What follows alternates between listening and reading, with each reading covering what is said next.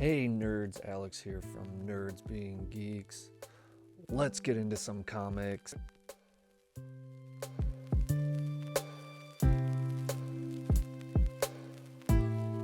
Alright nerds, I got some books from my LCS Rad Raptor. So let's get into it. First one I got for $1 here was part of, okay, that's in the bag. So I will stand by. Alright, so I got for $1.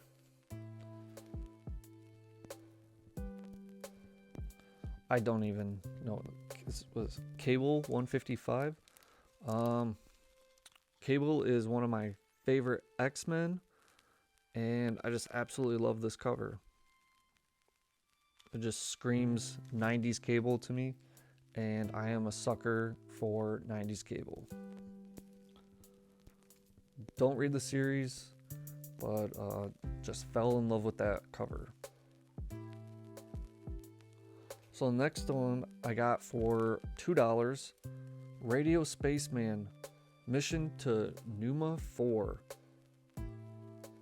I have no clue what this is, but it is a Mike Mignola cover, and I am a sucker for Mike Mignola. So this is issue 1 of 2, so I'll probably pick up issue 2 and check it out. Always love these like one-off books like this, so I haven't read it yet. I would like to get issue 2 and then read both.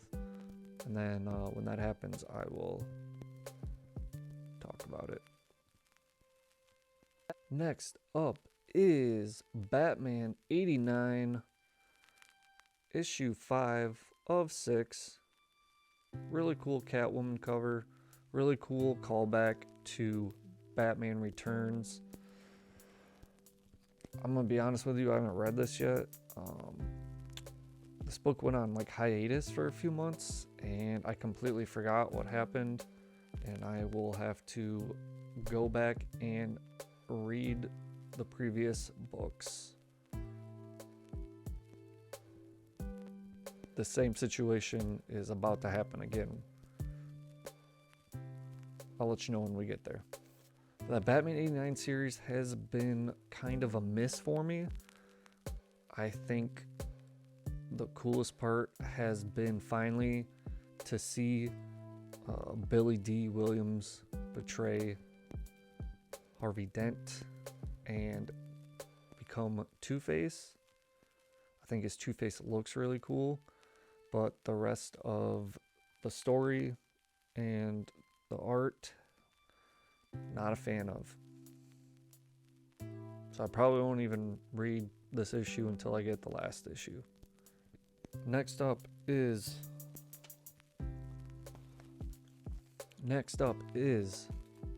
Army of Darkness 1979, issue 4. And issue 5. A big Army of Darkness fan, but I have not read this series because I am missing issue 2. I need to find issue 2. I need to find issue 2. Once I do, I'll knock out the series. I did read issue 1, wasn't the biggest fan, but sometimes those first issues can not be good.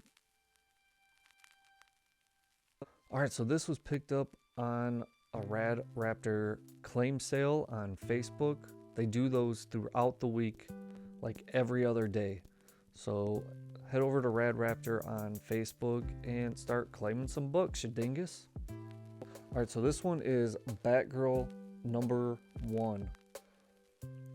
And this is Cassandra Cain as Batgirl. And the reason I picked it up is because earlier in the year, I picked up Cassandra Cain's first appearance, and I picked up issue 1 because I think I'm going to start collecting this run. It was a really good sized run, and I've heard good things, but there's also another reason why I want to pick it up. So if you haven't seen one of my previous videos, I announced that I'm having my very first kid, and it's a girl. And whether she eventually reads these comics or not, I wanted to have a collection of strong female comic book characters. Batman is my favorite comic book character of all time. And what stronger female Batman character is there than Cassandra Cain? So I'm getting these for her, but I'm also getting them for me. Who knows if she'll read them or even give a shit, but I'm doing it anyways. Last up is the very last issue of The Last Ronin. Issue 5. Well, what do I say about this book? It took like what, a year and a half to spit out 5 issues. So yeah, how many series have taken that long to put out that many issues, and it's actually been really good.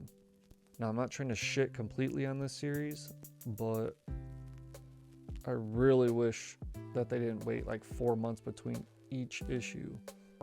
I'd say the art throughout the series has been awesome. The story, maybe not so much. And I kind of went into this already in a negative headspace about the series. As you know, I'm a big Turtles fan. And I thought this concept for The Last Ronin was really cool. And it is really cool. Something was missing. Maybe when it comes out in trade paperback, which I will get, I might enjoy it a little bit better. But this last issue left a lot to be desired.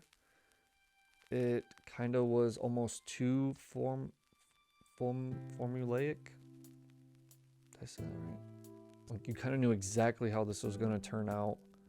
And sometimes that's a bad thing, sometimes it's a good thing. There's some things in this last issue that really just stick in my mind. One of them is really stupid. It's this flooding scene. Spoiler alert. The sewers are being flooded, and Casey is down there like looking for her mom, and then like the sewer's flooded. She's like walking through water, and then her mom comes out of a hole in the ground, and then there's no water on the floor anymore. I don't know. I might be missing something, and I'm really just nitpicking here, but that just like stuck in my craw, and I just couldn't get over it. The other thing is that Hiroto, I don't even care enough to remember his name. His shredder armor looks terrible. It looks so bad. It looks bad. It's like a liquid armor, and it looks like a terrible shredder. I don't know. It reminds me of like the nanotech from Iron Man, but really stupid. And this, I don't know, like it just looks really bad. It looks like it looks like a terrible 90s version, but like not even like ironically like 90s. It just looks like a generic terrible like one-off villain suit or something. I don't know what I'm trying to say. It didn't look great. Then there's like this scene where they're in the sewer and they get pushed out these pipes into like a mud pit, and I'm pretty sure this is like a callback or like a homage to The Dark Knight Returns, when Batman faced the mutant leader in that mud pit. But it, like, if it is a homage to that scene, It's not very good. It just seemed really, this ending just seemed really rushed. I don't know. I had really high hopes for this series and maybe I set them too high. But what I should do is reread issues 1 through 4 and just maybe wait a little bit and read the whole series and maybe I'll like it. The art's awesome. I like the art. The idea was cool. Just not the execution. Alright guys, so there's some recent pickups from Rad Raptor, my LCS. Go check them out below. They do a ton of claim sales. They ship all over the country. They're nice. So thanks for watching. Bye.